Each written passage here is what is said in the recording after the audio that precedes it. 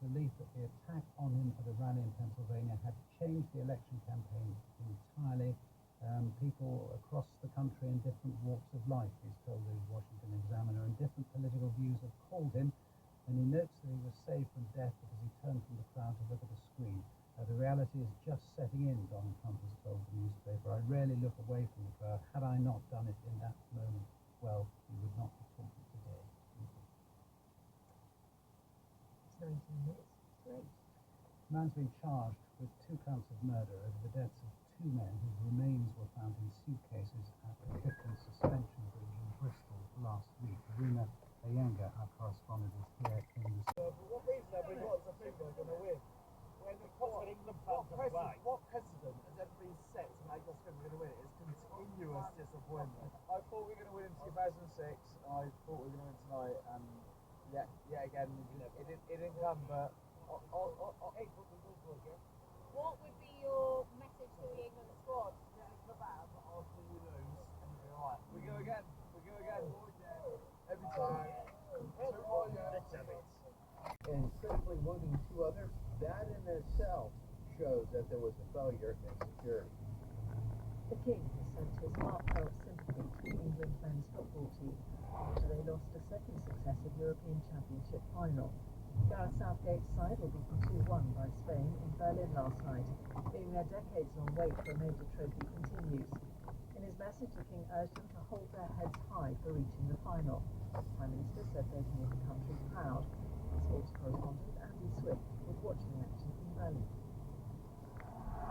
For England, the interminable wait goes on. For Spain, the glory of becoming the first nation to be 4-time European champions.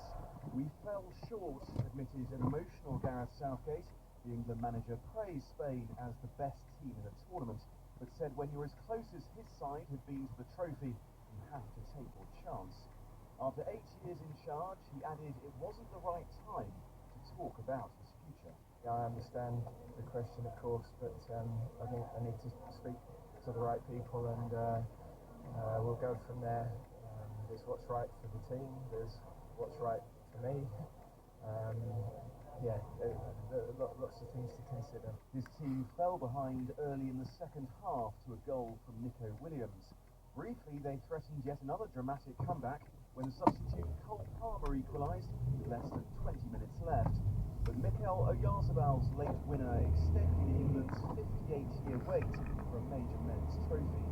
The captain Harry Kane again looked short of fitness before being substituted, said the defeat was as tough as it gets, adding, "We wanted to do it so badly for ourselves and the fans." So many supporters spent tens of thousands of pounds on tickets and travelled for 16 hours by car to get to Berlin for the game. After the final whistle, these supporters shared their feelings. We all thought, you know what, we are going to bring it home, this is it, and unfortunately it isn't. Most expensive journey of my life probably, but you know what, it's all worth it. Could have probably gone to Thailand for that price. What reason have we got as a people are going to win? What precedent has ever been set to make us think we're going to win? It's continuous disappointment. With his assessment of England's campaign, here's our sports editor Dan Rowe. Last night's defeat to Spain was an all-too-familiar feeling for England as they became the first team in Euros history to lose 2 consecutive finals. Their campaign here in Germany underlines the undoubted progress they've shown in recent years, but it also reinforced the sense that against the very best sides, they're still not quite good enough. The team showed admirable resilience as they advanced to a first-ever major final overseas, but there were also some underwhelming performances, and it'll be no surprise if Gareth Southgate decides he's taken the team as far as he can. If so, he will be remembered as the manager who restored England's credibility, but who ultimately failed to lead them to the major title they've now been waiting 58 years for. With a generation of highly talented young players, England can be a force for the next World Cup in 2 years' time, but it will also be hard for them to recover as another opportunity slips by. A 34-year-old man has been charged with 2 counts of murder after the discovery of human remains in suitcases in Bristol and at a flat in West London. He'll appear at Wimbledon Magistrates Court later today. Aruna Ayanga reports. Justin Andres Mosquera was arrested on Saturday in Bristol, 3 days after the body parts were discovered gathered on Clifton's suspension bridge and as a flag. This is a society. But others are playing the blame game. Some Republicans are saying inflammatory comments about Mr. Trump by parts of the media and the Democratic Party led to this violence. Here's his son, Donald Trump Jr. I don't want to ever hear another word about January 6th, after July 13th. Not one more. It needs to stop. Back at the vigil, Robin Armstrong is leading prayers. He is the chairman of Faith Engagement for the Republican National Committee. So you're not optimistic that the rhetoric will go back to a normal kind of conversation between both sides? Unfortunately, I think the heightened rhetoric is probably the norm. I think it'll settle down. Probably for a week or two. Which is good. That it gives us a choice or two. We give a long time. It gives us a week to discuss things, and then I think that it sort of naturally degrades. This turbulent election race has taken another sharp turn. Contrast those pictures of a defiant and bloody Donald Trump with President Biden, who still views him as a threat to democracy, but now compelled to show some compassion. As the convention gets underway here in Wisconsin amid very tight security, America's two political parties will have to now hugely adjust to an entirely changed campaign. That was Non-Eric Lyle reporting. I've been talking to the veteran Republican Congressman Pete Sessions, first about the timing of the assassination attempt. Republicans have not selected their nominee yet, and while Donald Trump is overwhelmed For the win list in Joining me Let's today go. to champion books that enjoy Say, PP, let's go. comedian, actor and author Helen Lederer, known for playing among much else Vicky Catriona in At That. In 2018, Helen founded the Comedy Women in Print Prize to celebrate and enable witty women's writing. Her own latest book, the memoir Not the Bank Bitter, came out this spring. With Helen is the Italian author and screenwriter Ilaria Bernardini, whose novels include most recently The Girls Are Good, The Portrait, and just out, We Will Be Forest. Among her work for cinema, Ilaria co-wrote their Rich's final script, The Echo Chamber, and To Speak of All. Helen, could you start us off? What do you chose as a good read? I have chosen Wishful Drinking, written by Carrie Fisher. It's a very nice old book in the sense that it was written in 2018. And it reminds me, it's very retro, it reminds me of a Jackie magazine. It's got photographs in it. That's what Trump is. So it feels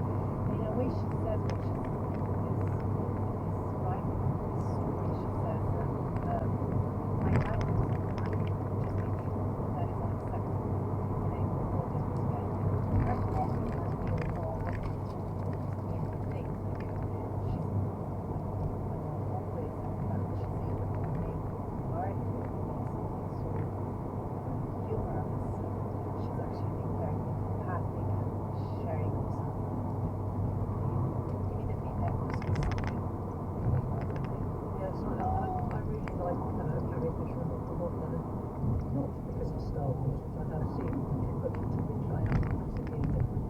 But because of her writing, I think she's a terrific writer. She's very funny, but with this kind of wry twist to her humour, because, as you both say, it's humour being used as a way of bearing the multiple pains of her life. It's got such a brilliant sense of timing. There's one episode towards the end of her quite long relationship with Paul Simon, and he's driven her to the airport. She's going from New York to San Francisco, and they've had a row all morning, a ferocious row. And she says, he drove me to the airport to get rid of me faster. And as I was about to get on the plane, I turned to him and said, "You'll feel bad if I crash." And he shrugged and said, "Maybe not." Just leaves it there. That's the end of that passage. Paragraph break on something else. She doesn't need to milk it at all. I think she's got the comedian's timing as well as anything else. Talking about the tragedy and the darkness, but it's so upbeat, then we go into her truth. Then, she's humble. She has a status, but she doesn't exploit her status. She's factual about her status. I think that's what's most adorable about her. She's entirely an open book, factual, even though her world is extreme. Back to Paul Simon. Every so often when someone feels crying, which is how I felt when I met Paul Simon, and then the mother said, dear, Paul can be very charming when he wants to be. And my father just wanted Paul to write an album for him. And that's another example of just a little bit of a fact, a throwaway fact, and you just know who the characters are, what their gender is. Not too much judgment, but there it is. And she also recognises that although her world is in many ways horrendous, because being the child of celebrities who you scarcely ever see is no fun. It's also totally surreal, because not only when Dad leaves home, we leave home for a sort of thing, but also when her mother, when her grandmother, Carrie Fisher, is probably getting LSD, did she get to bring her to talk her out of it, but Carrie got.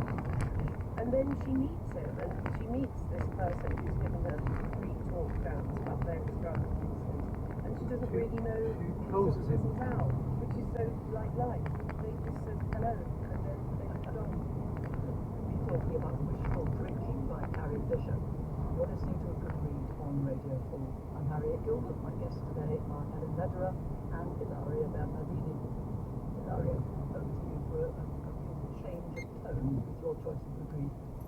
So I've chosen Forbidden Notebook by Albert Cespedes. Forbidden Notebook. Translated by Anne Gostin, who's also the translator of Elena Ferrante's novels. Albert Cespedes was born in 1911, so this book came out after the war, 1951. Albert Cespedes was a very unusual woman. She was pregnant when she was 15, married at 16, divorced by 20, and began writing at 21, which is a fascist girl, which is completely peculiar and impossible. She was imprisoned twice. 2 of her books were censored, and she was a proper actress, and she was very outspoken. So what she does with this book, in Forbidden Notebook, she chooses a woman that is not like her. Valeria is the protagonist of Forbidden Notebook, is a woman that feels she's content with her life, she's okay with being in this very patriarchal society where she's okay with having a job which she just has to sustain the family and not to follow a dream or to someone other than what she is. One day, when this is how the book starts, she decides to buy a notebook, and it's immediately forbidden by this notebook because it was forbidden to buy them in that specific shop on Sundays. She's able to convince the cashier, and she buys it. And immediately, this triggers an enormous amount of thoughts and shifting. It's a very subversive novel, this one, because it is this everyday showing up to a diary for this woman that had no place of her own, that had no space. When you know that the market is pricing a kind of writing and you are out of that and you could make it work, but what does it mean politically? So I find it, completely cinematographic. I'm sure someone has snapped it already. Yeah, I think they have a little bit of fatal attraction in there, because she will not go away, because there is another twist and another twist and another twist. Also, no? There are so many layers of the thriller, where you think it can't get any worse, and you think it has to end now, like I can say to the tractor and back it home. Yeah. And just because there is no such thing as integrity in something, I think that is, if we had a mission statement, I think we could have that to take that. Because the truth is fluid. There is always a There was a double lesson face in to the the book, story. I'm not 1984. going to throw into Yeah. The the only lesson I've learned is that the ultimate rationer, the ultimate food ration is gin, cigarettes, and my dark red. Okay. green Is it good?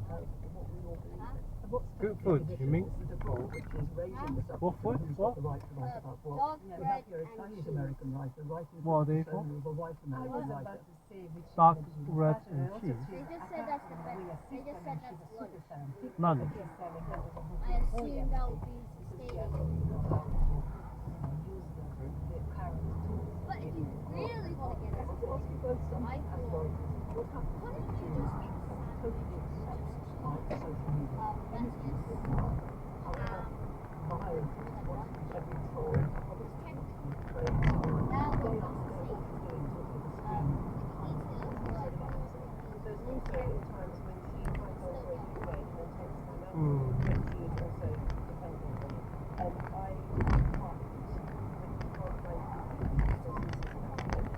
Huh? It's okay. 你聽日自己行去 library 記唔記得？如果你 OK 嘅話，可能下年嘅話叫老師俾 release 佢你去 library 或者喺 library 接我。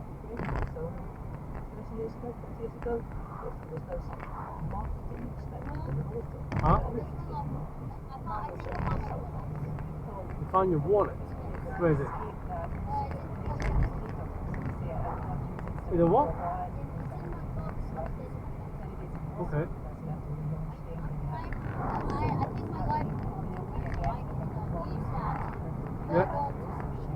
Yeah, if you found it.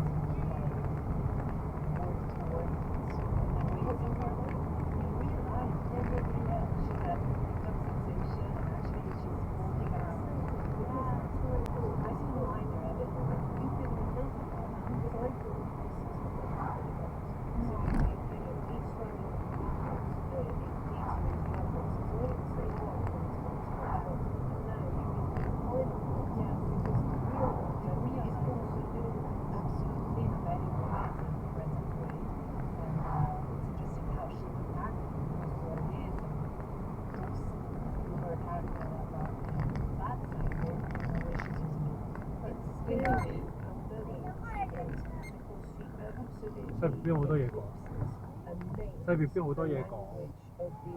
seemingly not very bright contributors, you know, like, hey, WTF. 你同學有冇睇呢個 Euro 嗰個？ She just rails this shorthand language. 你同學有冇睇 Euros 啊 ？Okay. Yeah. We've been talking One, about two. Yellow Face What? by Rebecca F. Kwan, which is published by the Borough Press. Okay. And before that, we were talking about Forbidden Notebook by Albert Cespedes, translated by Anne Goldstein and published by Booking Press. And we began by talking about Carrie Fisher's Wishful Drinking, published by Books. Could I just ask you something else? The idea of sensitivity when you are writing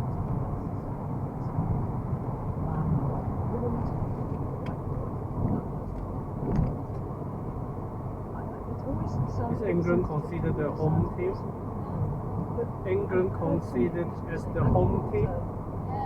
Okay. Why? But plays in Germany. Germany. They play in Germany.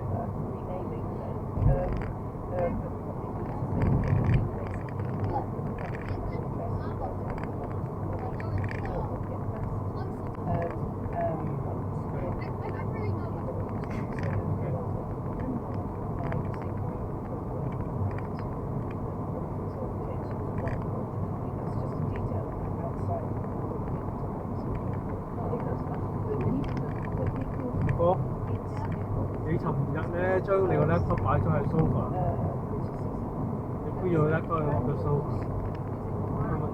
你個 laptop 啊擺咗 sofa 度嘅。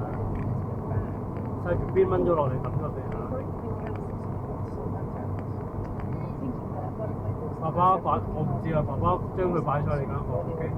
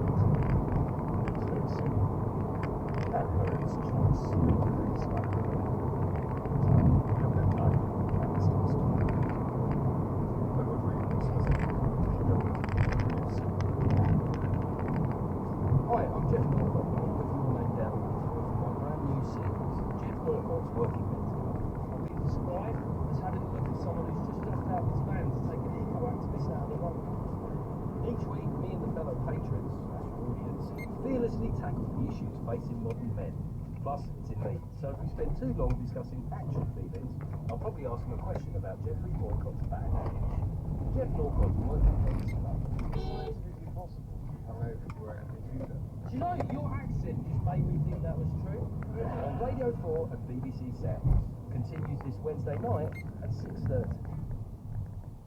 Now on Radio 4, Searching for Butterflies, a documentary set in the mountains of Latakia in Syria. Amidst a landscape scarred by conflict, Modar Salimeh is creating an encyclopedia of the different butterfly species in western Syria.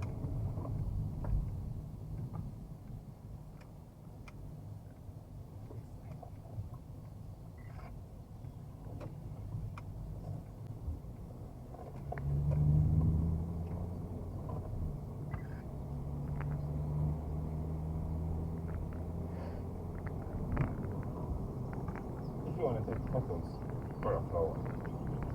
The flower cannot escape. But the magic of butterfly is when you find the butterfly, it's not sure that you can take the photos. One more. It just comes, say hello, look at me, and fly away.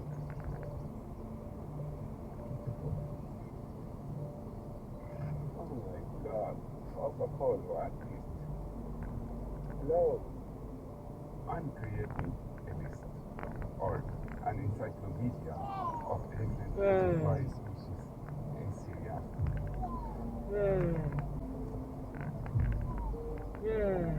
Azania, very shiny blue. The most exciting for me to see a species where it is not recorded in Syria before. Butterfly is taking my hand.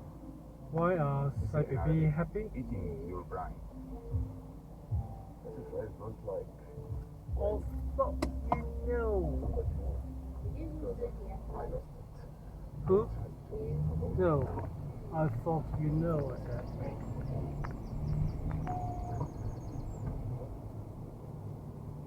Do you know? Or you don't know? I'm in my way to work. Do you know?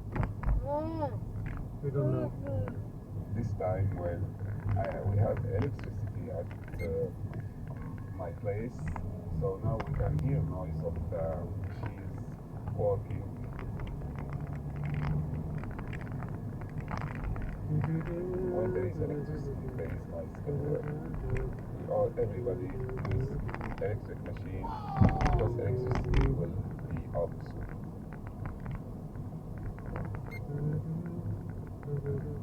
In Latakia, the population doubled about 4 times because of the war. We can say Latakia is more safe from other cities. No fighting, but the damage became inside people. Every house has somebody lose here. So this is Latakia now. Yeah.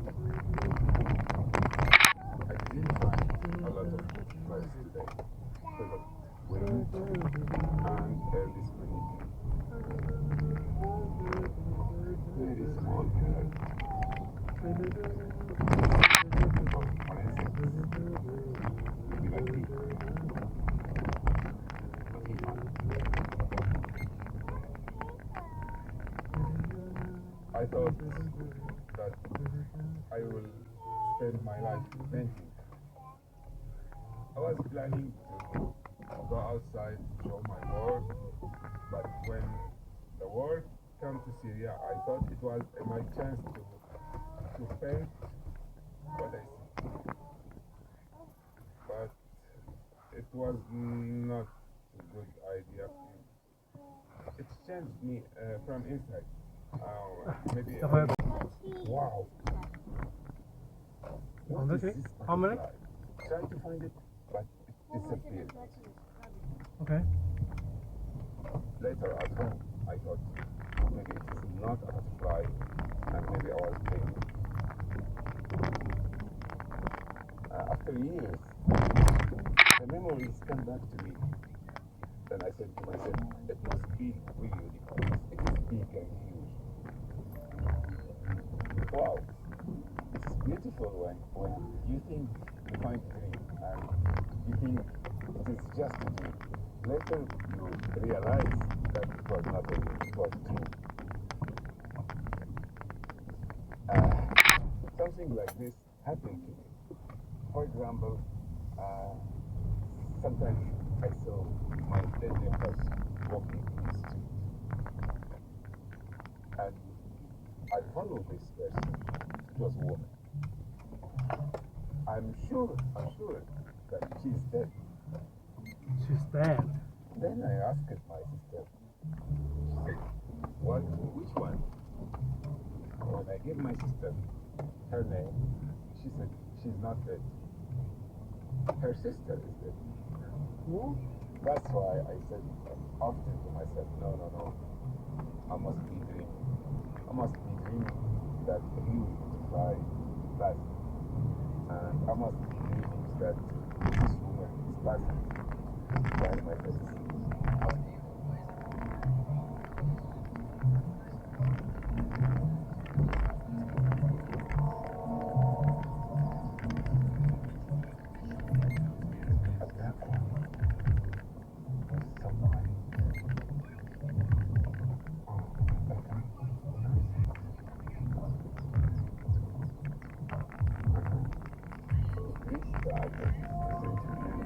Visca syriaca. This butterfly is the name of Visca syriaca. It's not produced in flowers. It's just like vegetable. Wow.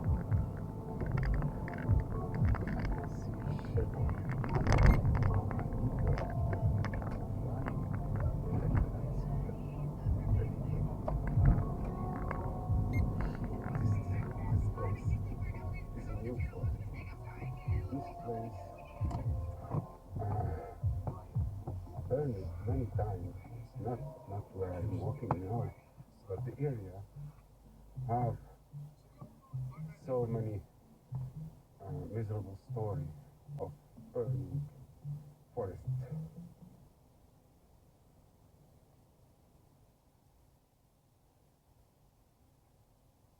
I can imagine how beautiful this place was before the fire. Huge trees. Maybe some of them are 1,000 years old.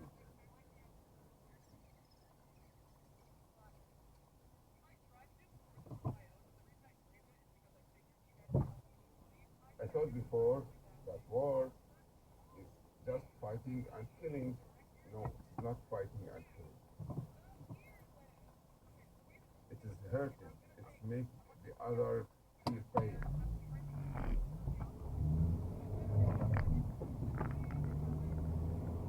In the east of Syria, they burn food crops, agricultural crops, just earth.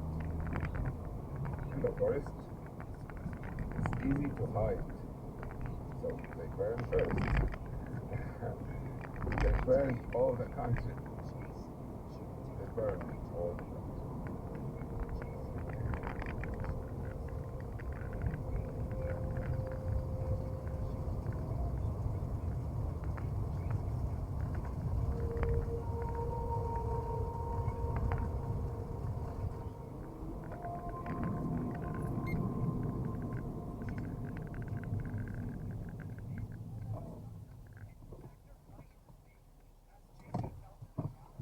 For 15 days, the sandstorm, or maybe you can call it dust storm, covered the Middle East. Now it seems that sky look more clear. The rain cleaned the dust, but what about the butterflies? Butterflies in this case tend to leaves. So I have to do this.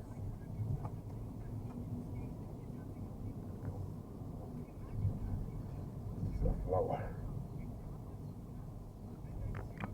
Now we know why butterfly have beautiful colors. It is like itself as a flower when it cannot fly. So the enemy thinks that it is simply a flower. Sometimes if you look carefully, you can find a book. I see that the butterfly going out from pupa. This beautiful and sensitive moment move very slowly. Butterfly need time to make their wing stronger.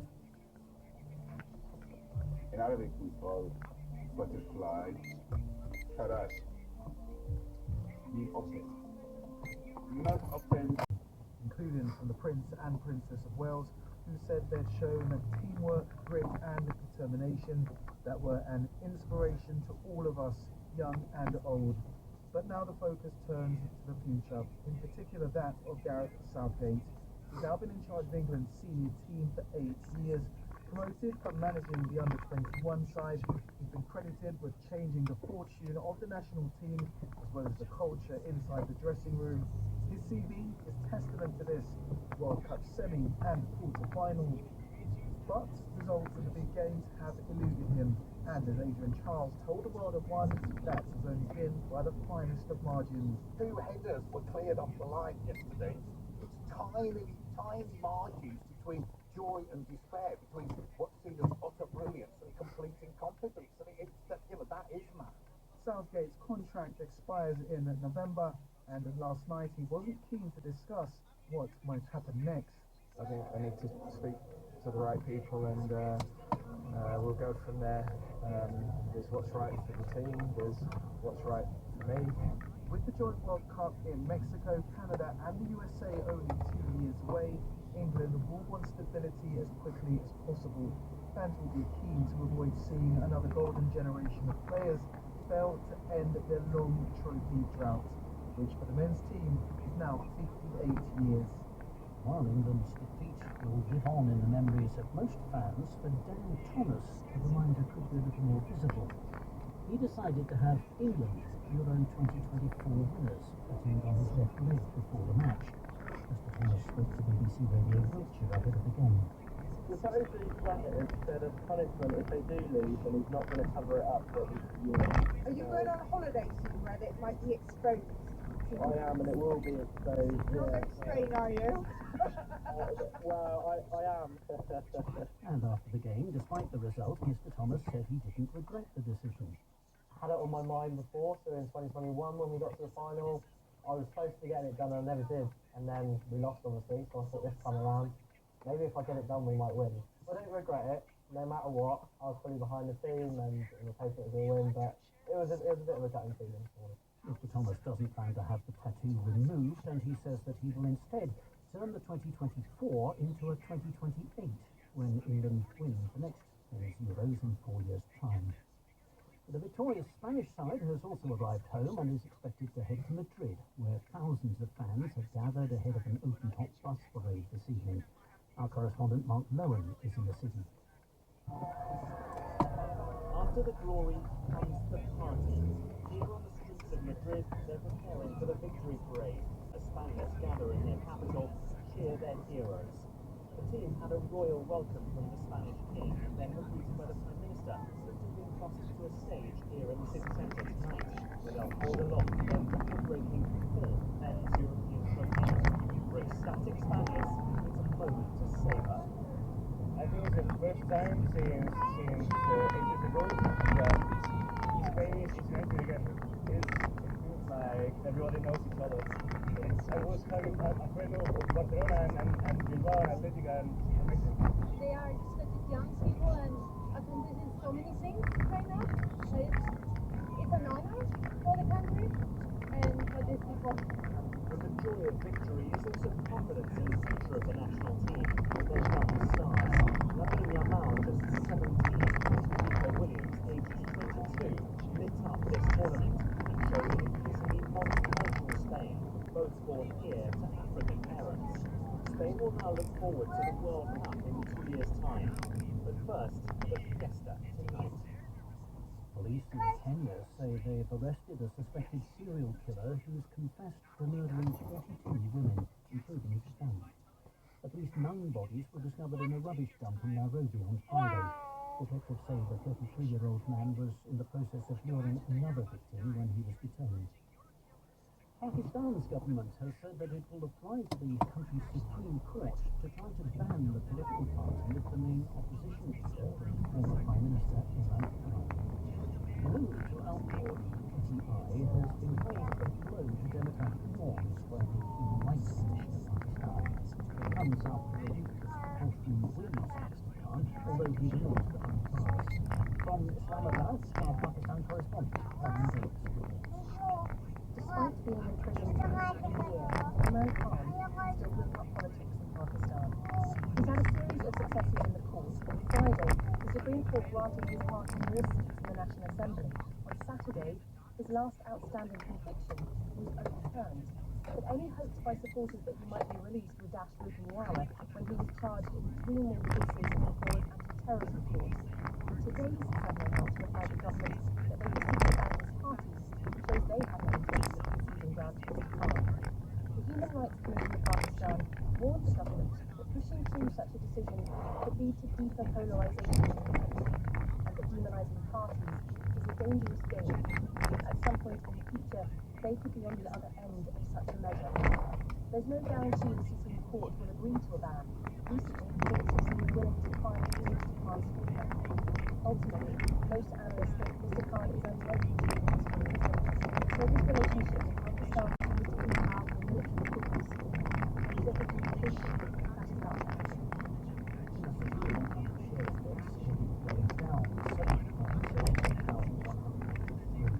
On Wall Street, a few time ago, the Dow Jones was up 100 points at 8,000. And the currency markets, the pound is trading at $1.29.7. Euro sterling is at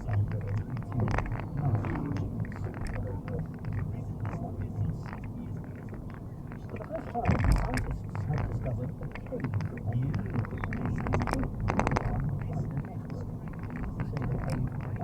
Used to set up a lunar base for astronauts, providing protection from radiation as well as from extreme temperatures. Our science researchers will know now. Countries are racing to establish a permanent human presence on the moon, but astronauts will need protection from radiation and extreme temperatures. This moon cave, the first ever found, will be the perfect shelter. It is at least 100 meters deep, with a skylight in the lunar surface and overhanging walls. Scientists have long thought that the moon had an underground world. Professor Leonardo Carrere at the University of Trento in Italy helped identify this cavern using radar. The history of humanity started from cave, and because it's natural shelter, just already an community. And so to bring this idea to the moon, a lot of things already sorted out from meteorites, from radiation, and so on. Like, the moon is really complex history. So it's already solved by nature in a way. Steve also visited volcanic caves on the Spanish island Lanzarote, the closest thing we have to this cave. It's located in the Mare French Atlantic, a vast rocky plain visible to the naked eye from Earth. Helen Sharman, the first British astronaut to travel to space, told BBC News the cave has a lot of potential, but it's so deep that astronauts might need to abseil in and use jetpacks to get out. Scientists are now hoping to deploy robots to crawl around inside, taking pictures of this mysterious world. The King and Queen have visited the Channel Islands, Jersey. It's the first time they've visited the islands, which are self-governing crown dependencies, for 12 years. Buckingham Palace has also confirmed the royal couple will visit Australia and Samoa in autumn. Our senior royal correspondent, Anna Bell, sent this report from Jersey.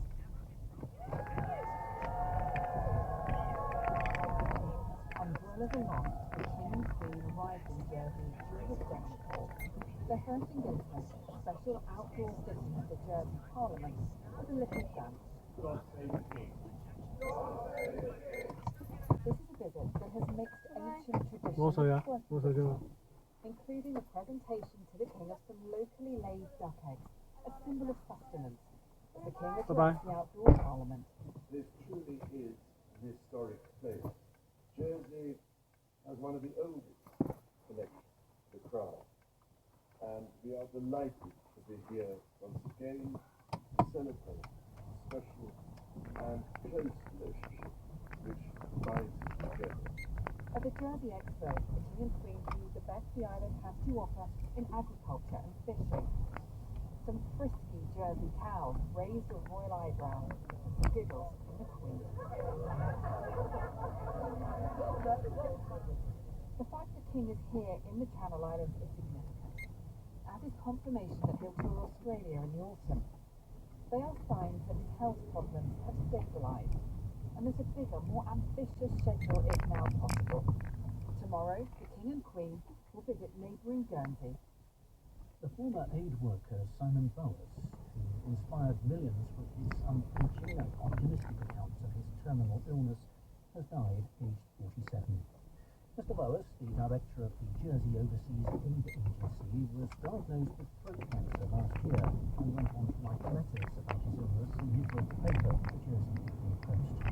Listen back to what he was expecting. After After travelling to Bosnia on an aid mission in 1993 at the age of just 16, Simon Boas dedicated his life to helping those caught in conflict and poverty.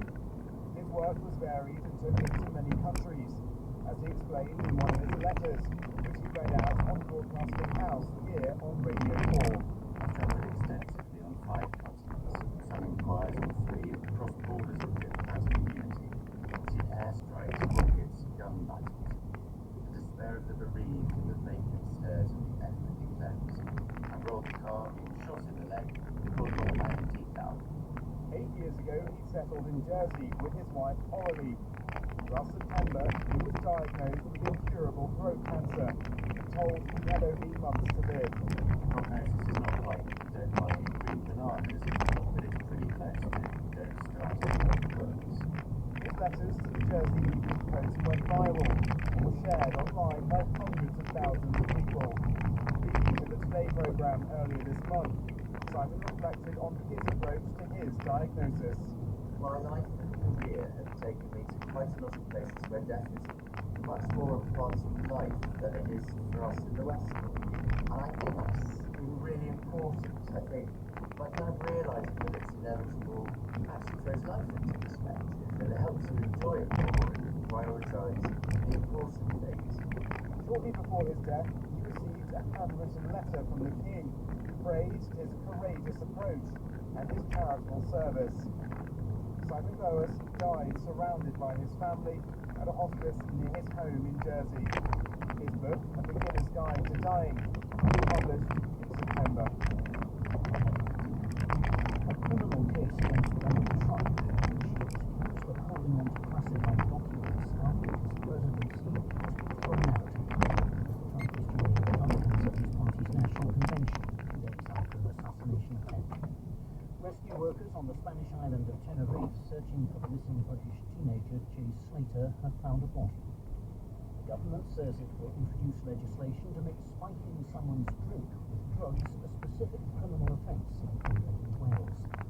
And the England football squad has returned home after yesterday's defeat to Spain in the European Championship final. BBC News.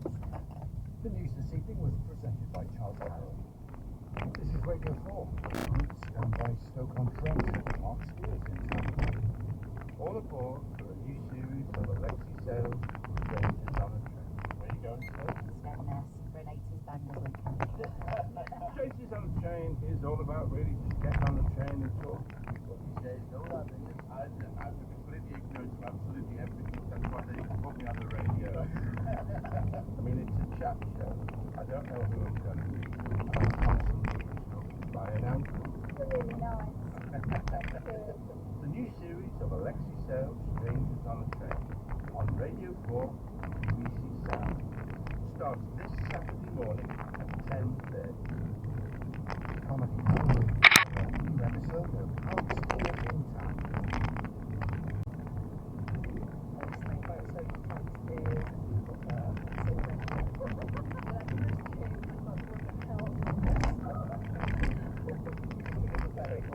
Sonia Matthews, I've met Eric Bristow.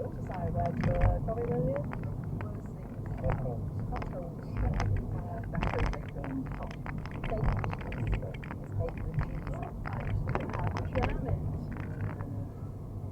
I don't like your cakes.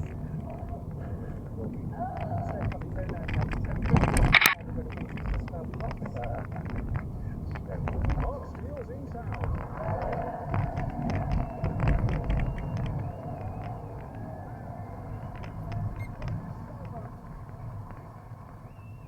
Thank you so much, and welcome to Mark Spears in Town, which comes this week from the glamorous, fashionable billionaires playground on Stoke-on-Trent with the Property. Obviously, it was a huge blow to Stoke when the Russian oligarchs had their yachts seized and they all had to be towed out of the Trent and Mersey Canal. But it's still as classy here as it always was, because Stoke is a city of the most amazing contrast. On the one hand, your pops have always been renowned across the world, so Stoke is associated with the finest beauty. And on the other hand, as we look around the town, It must be the only town in Britain where a bath costs more than a house.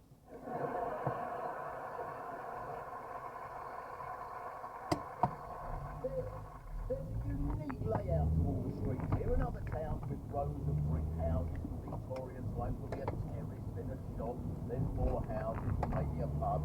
But here it goes house, house, derelict house, house, the rough pottery museum, nail bar, derelict pottery museum, beautiful 50-foot high Victorian cotton kiln, demolished street that was going to be left up, but the government got as far as knocking everything down and justice fine.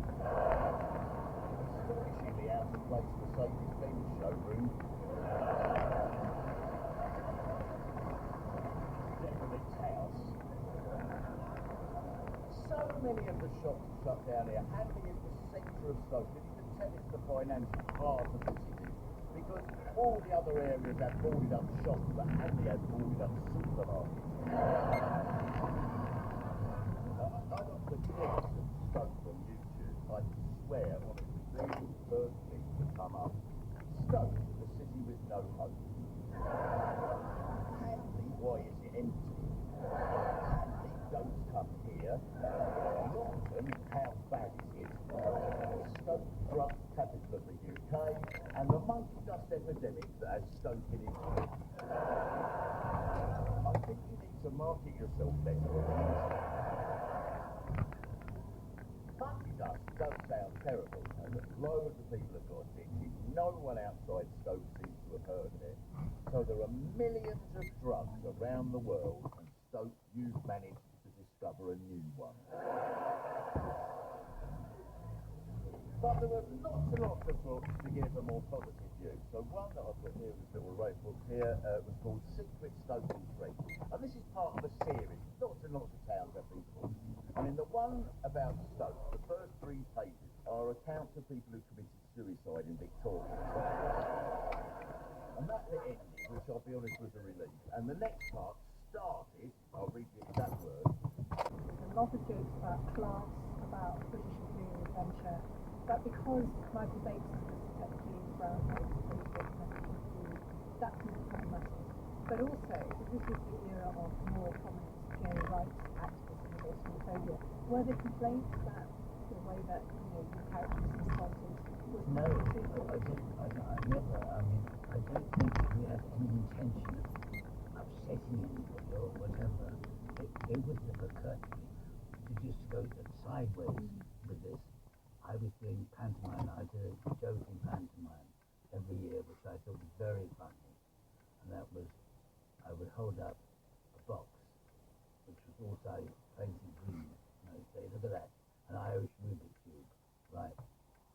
Until the day I received a letter from a man saying, I took my child to see the pantomime the other night, and he did this joke. We're from Ireland. And he said to me, why are they laughing, Daddy? I never used the gag again. Because you don't do it anything intentionally. Do you have a favourite role in all the ones you've done? Yeah, whatever I'm doing at the time. Whatever I'm doing at the time, whether it's 1 minute voiceover, or whether it's the leading part of the film, or whatever, that is the important one. Melvin Hayes, and he'll be at the Silly Readers Festival in Bristol on the 20th of July, introducing the special screening of the script, which is also being released on DVD. Now, billed as the UK's biggest public exhibition, 11 artworks will be going up, and thousands of digital screens, billboards, never fade, and city visiting. The aim of the gallery is to bring art to places where people live, work, and travel. 3 earlier such art seasons were viewed over 200 million times in this country. 11 artists chosen to feature the filmmaker Joanna Hogg are all responding to the theme A Real Woman. Mahmoud Hudson, the curator of the project made by the Chain Trust, and Dawn Wood, one of the chosen artists, hopes this project is not your problem and shows a man holding a life-size 2D image photograph, final and photographic cutouts as well, for the man to say, here's a three-dimensional person. They are in great. And the series is called Substitute. It's the idea that I am substituted by an ideal image of myself. And it's a critique of the way that women are portrayed in popular culture, magazines, advertising, marketing and so on. In that we are always represented with this idealised, edited and very unrealistic kind of image of womanhood. We can only ever really be unhappy with ourselves and unhappy with each other. And you specialise in looking at selfies, don't you? Yes, I actually did a PhD that began in looking at still life and ended up looking at selfies in a slightly strange way. But yes, I'm really interested in how we choose to represent ourselves and some of those stereotypes and ideals that are kind of encouraged through the algorithms and the It's cool that the campaign title is controversial.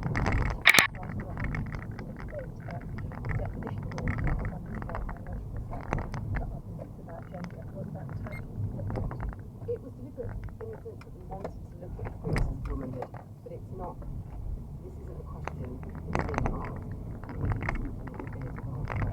it's a phrase that we're asking people to respond to, and gender identity is part of the exhibition, but there's also a lot of other subjects that are broached, including female health and the disparity, misinformation about female health issues, for example, endometriosis.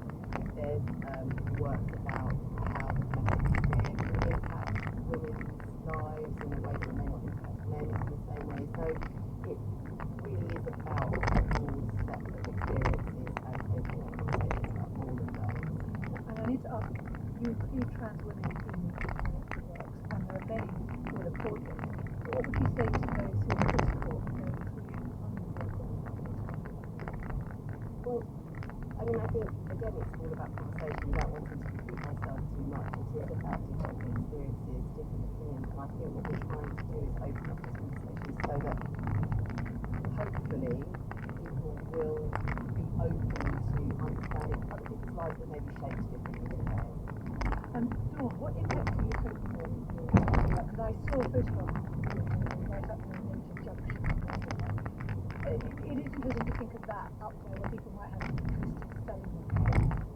Yeah, well, I think one of the things that's so great about this project is that it kind of intervenes in our visual landscape in a way that it's not selling you something. So it's kind of almost like a little break from the commercial aspect of our cities in a way. I would like to think people will find it visually interesting and think about what they're looking at. I think that would be the ideal. But could you tell us about a couple of the other works that you mentioned? Yeah, I mentioned there was an artist who was speaking about endometriosis, and that's Georgie Wildman, who does stuff about endometriosis. And the piece is a massive surgery that she's had to undergo over a period of time, and which has resulted in the removal of certain organs, including the uterus. So that's about what really makes you a woman, how do you feel about yourself when certain parts of you are taken away. There's another work that again, the domestic sphere, which is by an artist called Frances Willoughby, which is a pair of stockinged legs in a cupboard. It's called the kitchen cupboard, and that speaks to how women can often feel trapped literally in the kitchen. But what I love about Frances is it's so playful that you read it as her being trapped, but also free, just kicking her way out. A high kicking her way out. Thanks to Nicole Pupke and Dawn Woolley. The gallery is on Billboard and on today.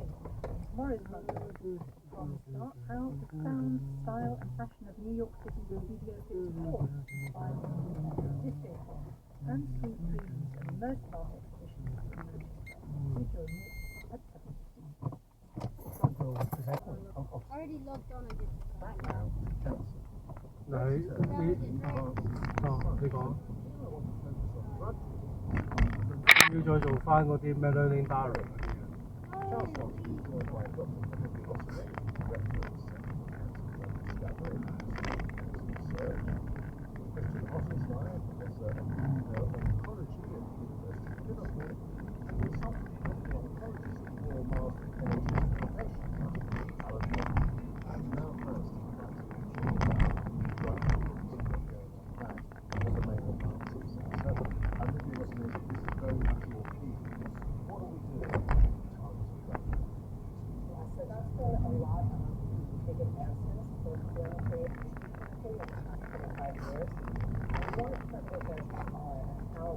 differentiated from chemotherapy is they're really aimed at getting in the cancer cell and stopping action of one or a small number of proteins that we know have gone wrong in cancer cells and that we know are driving this really fast cancer cell growth. So the idea is that if you see what's wrong in a cancer cell and then essentially jam a molecular spammer into the work and stop the growth of that cell. Very much. Why are we able to do this now? Yes, well, I think there's two parts of it. One is understanding the biology of cancer better. So our advances in understanding what's gone wrong in cancer cells and the kind of molecular mechanisms that are driving that growth. And that has really come from some technological advances, including being able to sequence patients' tumors and seeing these mutations which lead to these bad active proteins that are driving the growth. So genetic sequencing is a very important part of the sequence. It absolutely is. It tells us what's gone wrong in cancer cells, but it also helps us identify which patients have which kind of tumors and what's gone wrong in that particular cancer. And then that helps us match that patient with some of these inheritance. Now, are the new medicine targets specific pituitaries, or do different cancers actually have certain things in common? So we're not at the level of one drug for every mutation that we know about and for every patient. But we do know that there are 10, I would say very clear, proteins that we know when they go wrong, they can drive a number of different types of tumors. Now, some of the drugs you're talking about are already on the market, right? That is definitely true, yes. And roughly how long did it take to get them? So the first approved therapy was actually approved in 2001. Since then, it's been getting faster, but from idea to patient to clinical trial is currently still 10 years. And is there significant cost in developing drugs and There is, but I would say it's not particularly greater than the costs that we're used to for sort of any of these things. One of the things that can help us in terms of cost is if we know we have a particular drug against a particular mutation in a particular patient, we're only giving it to those patients. So we're not giving it to patients until we know are not going to benefit. We know that for the people that do have those mutations, these drugs can be really effective, and they can do so with fewer side effects and better outcomes for those patients. one of the things we discovered after COVID was the constant Oh, okay. cancer cells also evolved out with the drugs that we use to try and control them. Absolutely, yes, definitely, very aggressively. So what we're finding, especially with these targeted therapies, is that cancer cells are reliant on this one protein. We then essentially, smack that in, and the cells get very upset about that, and immediately tries to find ways to get around that block that we've created. And it can do it in a number of different ways. And I think that's really the challenge, is understanding what those ways are and then how we target that. So one of the consequences of that will actually get strong drugs, precisely because they're less targeted and actually the stronger ones are action more. That is definitely one part of it. When you dose very heavily and hit very hard, you're creating that pressure to find a way around it. But if you dose every less hard, then you control cancer cell growth, but not so hard that they feel they need to rewire or find mechanisms around it, then you get rid of this problem of evolution towards resistance. Now you said earlier some of the drugs already been but what about future drugs? There are a few that are moving through the clinic now. So there are some that we call covalents, which have a certain way that they attach to these problematic proteins in the cell. And those have opened up an entire new class against one of these cancer-causing proteins that we haven't been able to access before. So I think that's the good news. We also have new technologies in small molecules that can actually take the whole protein and degrade it, get rid of it entirely. So instead of just putting a spanner in the works, you're essentially getting rid of the whole engine. Those are really promising as well. Those are already being tested in clinical trials, so again, they're still 5 years away from being available for general use. that are teaching us about how these new targeted therapies are going to come along. Can I turn now to immunotherapy? Alan Melcher, can you tell me what is immunotherapy? Immunotherapy is really quite a different type of treatment for cancer. So we've all been fairly familiar with chemotherapy and radiotherapy, but immunotherapy is different because it actually is trying to use your own immune system to attack your cancer, which is something we've known is possible for many years, but has only really turned into effective drugs over the last 10 to 20 years. Question asked, Mike, can you tell us how long immunotherapy has been a treatment option? When did the first patient begin to get it? Immunotherapy has quite a long track record, actually, and bone marrow transplantation that the hematologists have used for aggressive leukemias is the first really persuasive example that the immune I can't keep looking, shoving hard to the ground. I'm on top of it, twisting him over, ripping the mask off his face. Can't be much more than 16. Breathing hard, feeling tight. It's terrifying. I roll off it onto the ground. He looks confused for a second and grabs the mask and runs to the deck. Falls into the boat and speeds away across the moving water. He disappears around the headland. One thing I never expected is that I would have to babysit 5 billionaires shooting balls and magic mushrooms.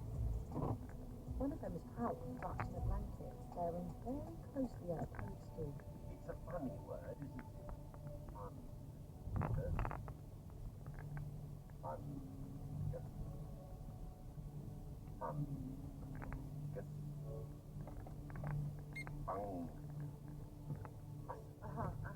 The only time my father ever cooked for me was a tin of Campbell's condensed mushroom soup. He hadn't heated it up properly, so it was completely coagulated.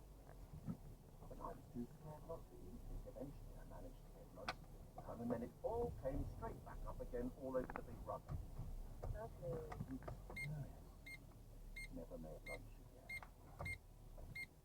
Mushrooms are just the best we can see. The fruit, the flower, and the non-fungal network. They call it the Wood Wide Web. Everything in this life by these invisible strings of fungus. If we listen carefully, maybe we can